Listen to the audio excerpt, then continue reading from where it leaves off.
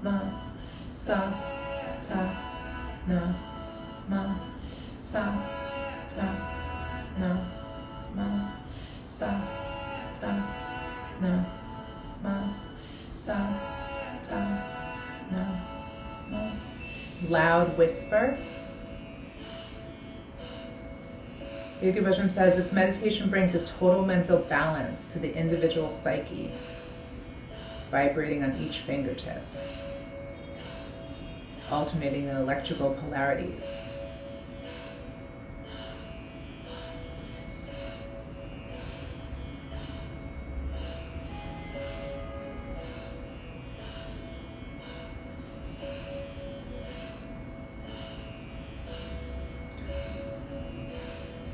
The mantra produces the 5 primal sounds. This is the cycle of creation. From the infinite comes life and individual existence. From life comes death or change. From death comes the rebirth of consciousness to the joy of the infinite through which compassion leads back to life.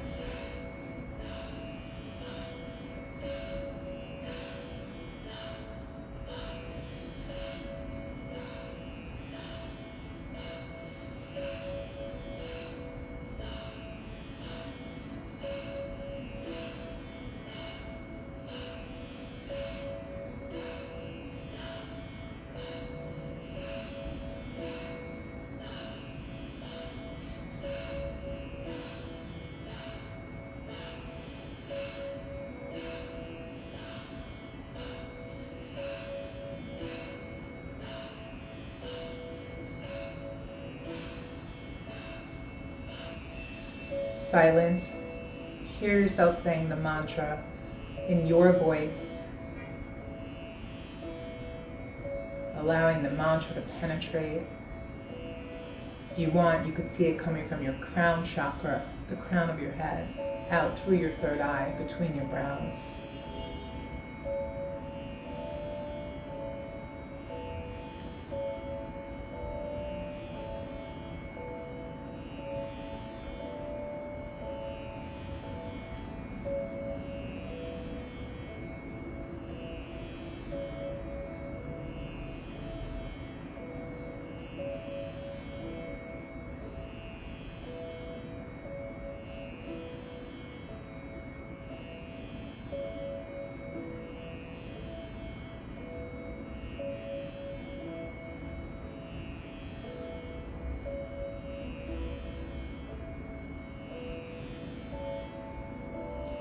If you find yourself wandering, that's okay. Just bring it back to the mantra, back to the fingers.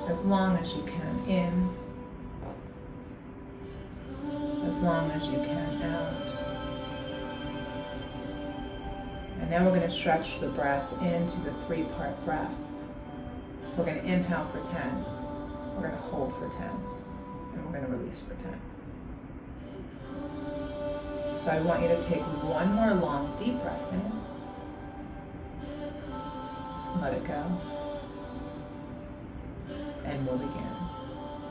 Inhale, 2, 3, 4, 5, 6, 7, 8, 9, 10. Hold, 2, 3, 4, 5, 6, 7, 8, 9, 10. Release, 2, 3, 4, 5, 6, 7, 8, 9, 10. Inhale, 2, 3, 4, 5, 6, 7, 8, 9, 10. Hold, 2, 3, 4, 5, 6, 7, 8, 9, 10. Release, 2, 3, 4, 5, 6, 7, 8, 9, 10. Continue counting on your own. Really feeling your breath as you inhale.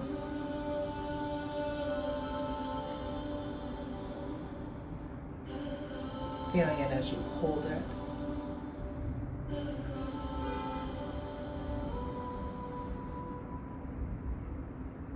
And as you release.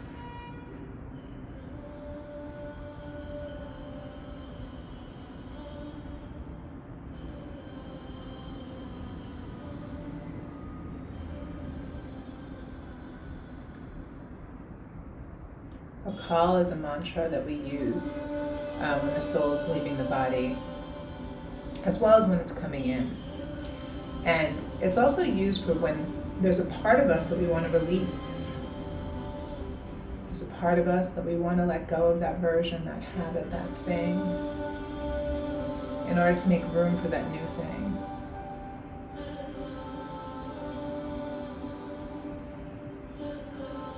We have no shame about ever having that thing or that habit, but we're ready to let it go. We're ready to do it differently.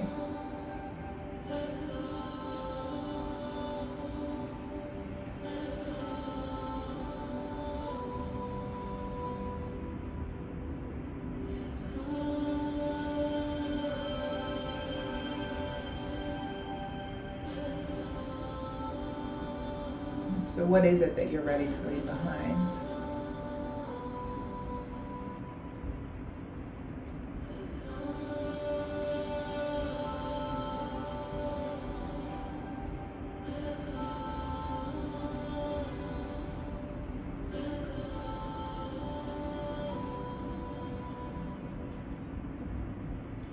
And if you were able to leave that old version behind, what's that new version? How does that new version feel? What are some of the habits for that new version?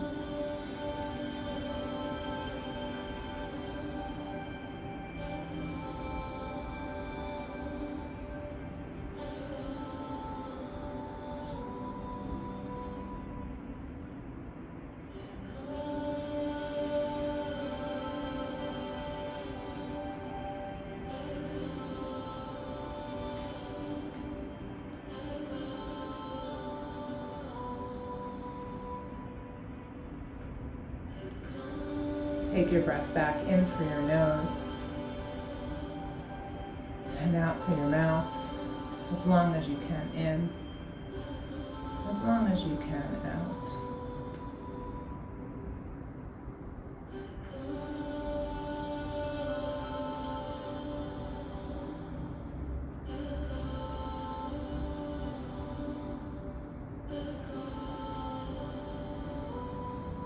Return to your regular breath.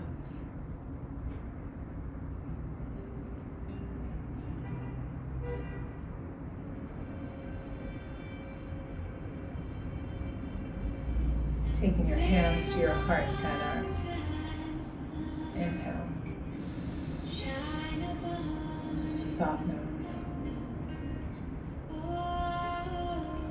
When you're ready, you'll gently open your eyes.